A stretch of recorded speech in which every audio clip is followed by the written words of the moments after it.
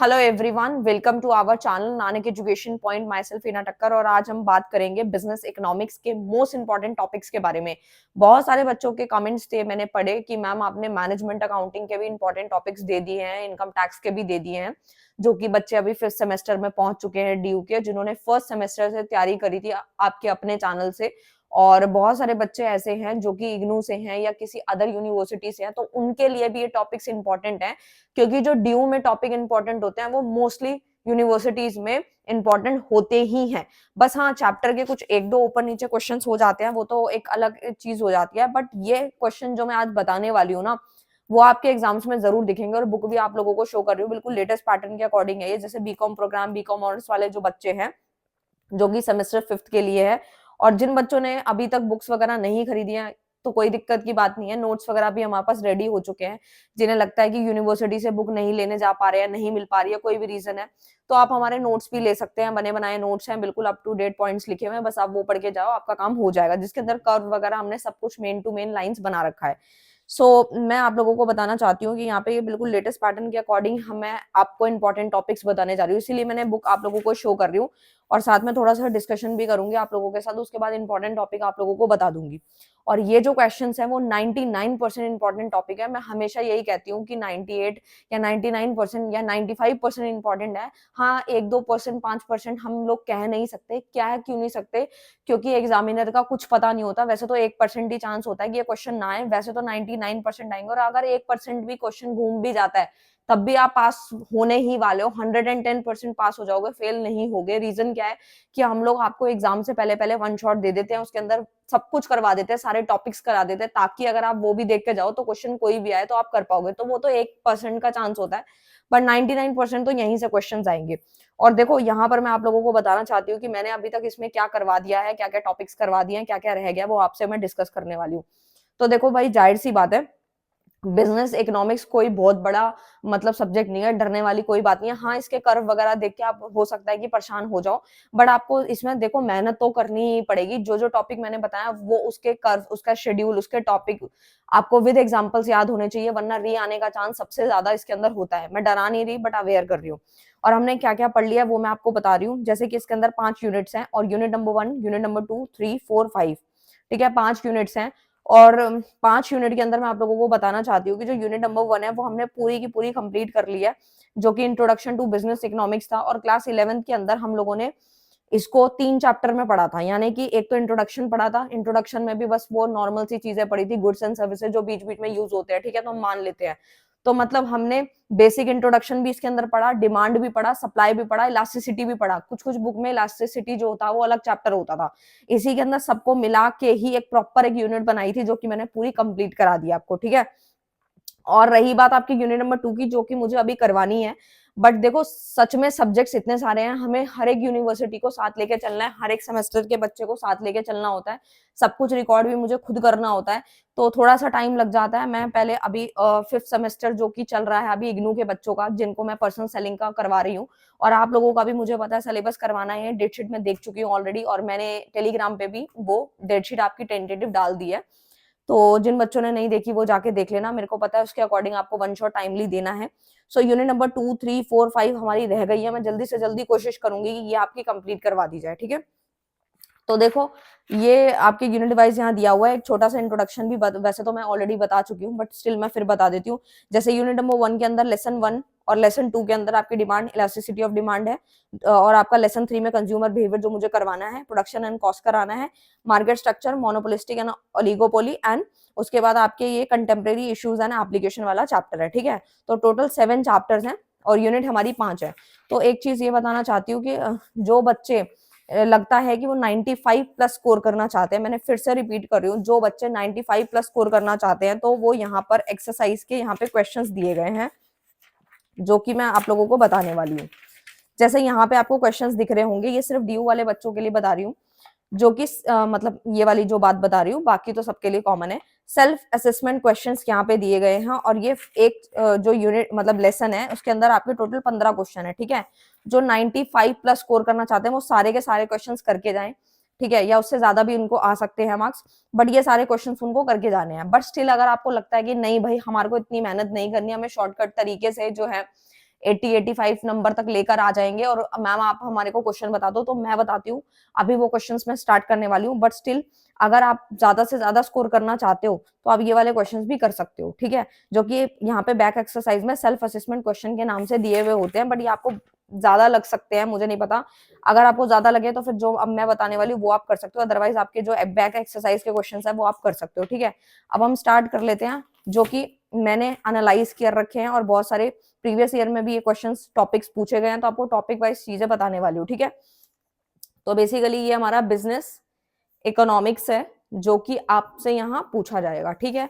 अब मैं आपको टॉपिक बताने से पहले एक छोटी सी चीज बताना चाहती हूँ, यहाँ पर आपको 2 टॉपिक मिक्स करके, 3 टॉपिक मिक्स करके इकोनॉमिक्स से रिलेटेड चीजें पूछी जाएंगी, तो वो वाले टॉपिक्स मैं आपको बताती हूँ। सबसे पहले तो बिजनेस इकोनॉमिक्स की डेफिनेशन जरूर अच्छे से याद करके जाना, इसको बिल्कुल भी स्किप नहीं करना, और यहाँ से आपके इसके फीचर्स हो गए, स्कोप हो गए, कुछ भी पूछ सकता है, बट स्कोप ज्यादा इंपॉर्टेंट है, ठीक है।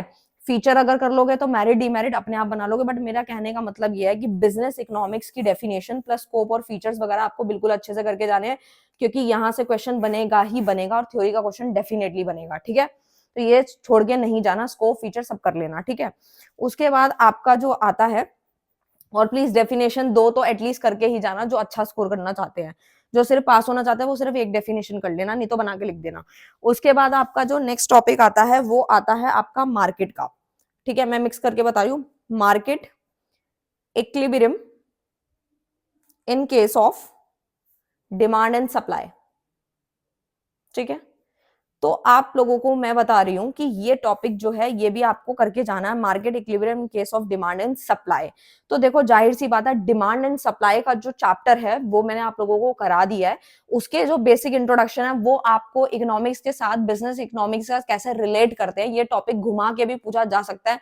और मैं एक चीज बता दूं, इनमें क्वेश्चन घुमा के पूछे जाएंगे, तो आपको बहुत ध्यान से क्वेश्चन को पढ़ना है, फिर ही आंसर करना होगा, ठीक है, तो इस चीज का ध्यान रखना है। उसके बाद आपको यहाँ पर जो आपका फर्स्ट चैप्टर है, इसके अंदर वैसे 15 क्वेश्चन थे, 15 में से सिर्फ 2 क्वेश्चन बता रही हूँ जो आपको अच्छे ढंग से कर लेने हैं, ठीक है। सबसे पहला तो मैंने बता ही दिया आपको, बिजनेस इकोनॉमिक्स को फीचर्स करके जाने हैं, इसको छोड़ना नहीं है, और जिनको लगता है कि भाई मैरिट डिमेरिट नहीं पढ़ने, तो वो फीचर कर लेना, उसी से बना लेना, ठीक है। सेकंड आपको मैं बता रही हूँ, सेकंड जो है आपका वो है डिमांड एंड सप्लाई के केस में जो आपका शिफ्ट है या फिर मूवमेंट वाला जो केस आता है, ठीक है, इसको स्टडी करके जरूर जाना, यहाँ से कुछ भी बन सकता है, मतलब वो शिफ्ट भी पूछ सकता है, मूवमेंट भी पूछ सकता है, डिफरेंस भी पूछ सकता है, तो प्लीज इसको अच्छे से समझ लेना, अगर ये कर लिया तो समझ लेना आपका सारा काम हो गया, ठीक है। उसके बाद आता है आपका पीसीसी पूछ सकता है, ठीक है। फिर आपका एक आता है लॉब डगलस, ठीक है, फंक्शन, ठीक है, ये बहुत अच्छे से करके जाना, ये भी आने की ज्यादा संभावना है, ठीक है। नेक्स्ट आपका आता है एक्सटर्नल इकोनॉमिक्स, एक्सटर्नल भी पूछ सकता है और इंटरनल भी पूछ सकता है, ठीक है, ये तो आपका इकोनॉमिक्स के अंदर ही आ जाता है टॉपिक, ठीक है, तो ये अच्छे से करके जाना है, external and internal. I hope आपको क्लियर है इकोनॉमिक्स, ठीक, जल्दी जल्दी में लिख रही हूं मैं थोड़ा। उसके बाद आपका आता है सप्लाई कर्व, ठीक है, सप्लाई कर्व आपको अच्छे से करके जाना है। नेक्स्ट आपका आता है एक और कर्व है जो पूछा जाएगा आपसे, नेग्ड डिमांड कर्व, ठीक है, ये आपको अच्छे से करके जाना है। उसके बाद आता है आपका मॉडल, किसका मॉडल, कॉटनॉट का मॉडल, कॉटनॉट, ठीक है। उसके बाद आता है आपकी जो वेरी वेरी इंपॉर्टेंट है, वेरी वेरी इंपॉर्टेंट है, जो कि आपकी है गेम थ्योरी, गेम थ्योरी, ठीक है, तो गेम थ्योरी आपको अच्छे से करके जानी ही जानी है। उसके बाद नेक्स्ट मैं बताती हूं आप लोगों को, जो कि है आपका इलास्टिसिटी, इलास्टिसिटी ऑफ सप्लाई कह लो, इलास्टिसिटी ऑफ डिमांड कह लो, या फिर आपकी लॉ ऑफ सप्लाई है, या फिर आपकी लॉ ऑफ डिमांड है। यहां से क्वेश्चन कुछ भी बन सकता है, इसमें कुछ भी नहीं कहा जा सकता, क्योंकि रीजन क्या है, क्योंकि ये टॉपिक्स एक्चुअल में इंपॉर्टेंट है।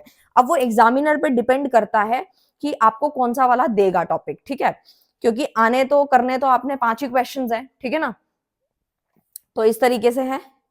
उसके बाद आपका आता है इंडिफरेंस कर्व, ये भी आपको अच्छे से कर लेना और ये आप ऑलरेडी पहले पढ़ भी चुके हो, तो इसके अजम्पशंस भी आप लोग जो पहले आपने पढ़ रखे हैं तो वो भी आप यहाँ पर लिख सकते हो, ठीक है। उसके बाद आता है आपका आईसीसी, नेक्स्ट आता है आपका शॉर्ट रन प्रोडक्शन फंक्शन, ठीक है, प्रोडक्शन फंक्शन। उसके बाद आता है आपका लॉन्ग टर्म प्रोडक्शन फंक्शन। जल्दी जल्दी में राइटिंग थोड़ी सी ऐसे ही आ रही है। उसके बाद आता है आपका law of increasing return, increasing return, ये अच्छे से कर लेना है आपको। उसके बाद आता है आप लोगों का derivation, derivation of long run average cost curve, ठीक है। ये क्या है, एसी मींस दैट आपका एवरेज कॉस्ट कर्व है, ये लिख भी देती हूं यहां पे मैं, एवरेज कॉस्ट, ठीक है। नेक्स्ट में आता है आपका substitution, income and substitution effect. ये सारे ही क्वेश्चन बहुत इंपॉर्टेंट हैं, मैं इसमें से कुछ भी क्वेश्चन नहीं काट सकती, बट स्टिल मैं अभी एक बार पूरा बता दूं, उसके बाद वेरी वेरी इंपॉर्टेंट इसमें से भी मैं छाट दूंगी आप लोगों को। Of price changes, price changes, ठीक है। नेक्स्ट आते हैं आपका isoquant curve, very very important, इसको छोड़ के बिल्कुल नहीं जाना। टाइप ऑफ कॉस्ट बस आपको रीड करना है, ठीक है, ये सिर्फ रीड के लिए, और पहले भी पढ़ रखा है ये, तो आप बना के भी लिख सकते हो, इतना ज्यादा करने की जरूरत नहीं है। उसके बाद आता है डीएमयू, बस ये मैंने आपको बता दिया, ठीक है। एंड एक टॉपिक और आता है आपका जो कि है MRS, marginal rate of substitution. ये सारे टॉपिक्स थे, अब मैं आपको बताती हूँ कि आपको कैसे तैयारी करनी है। तो ये तो सारे ही इंपॉर्टेंट है, बट अगर आपको लगता है कि सिर्फ पास होना चाहते हो तो पास होने वाले क्या करें सुन लीजिए। सबसे पहले तो जिनको थ्योरी मॉडल्स मुश्किल लगेंगे तो वो प्लीज फर्स्ट चैप्टर पे ज्यादा ध्यान दे, यानी कि बिजनेस इकोनॉमिक्स इजी लगेगा आपको, डिमांड सप्लाई आपने पहले पढ़ रखा है तो आप उस पर थोड़ा ध्यान दे सकते हो, ठीक है। तो यानी उसके स्कोप फीचर आपको करके जाने होंगे एटलीस्ट, मतलब अगर आपको सिर्फ पास ही होना है तो इस चैप्टर पे थोड़ा ज्यादा फोकस करना होगा आपको, यानी फर्स्ट चैप्टर पे ज्यादा फोकस करना होगा। उसके बाद आप सिर्फ पास होना चाहते हो तो आपको ये 3 क्वेश्चन तो करने ही है, 1 2 3, ये क्वेश्चन बिल्कुल नहीं छोड़ने, ठीक है।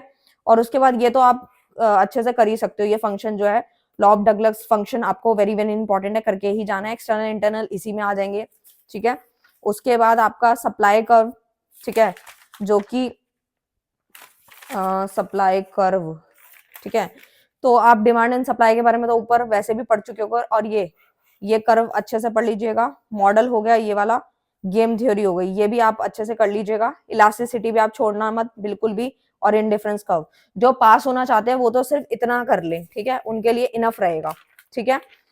और यहां से अगर करना चाहते ही हो आप तो फिर आप ये वाला कर लेना, लॉ ऑफ इंक्रीजिंग रिटर्न कर सकते हो, ठीक है। और इसमें से आपको प्रोडक्शन वाला कर सकते हो 2, ये सिर्फ पास होने वाले के लिए बता रही हूं मैं।